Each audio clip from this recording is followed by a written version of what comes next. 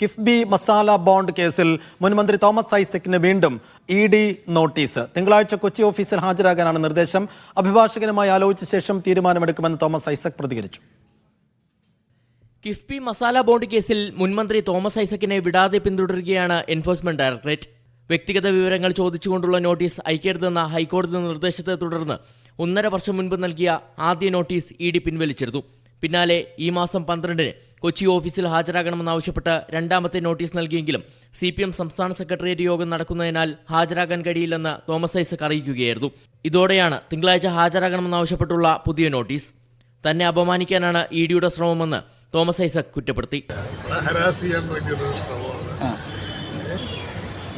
വക്കീലന്മാരോട് ആലോചിച്ചിട്ട് കാര്യങ്ങൾ തീരുമാനിക്കും. ഭയപ്പെടുത്താൻ നോക്കുകയാണ്. ഭയന്നോ? ഞാനോ?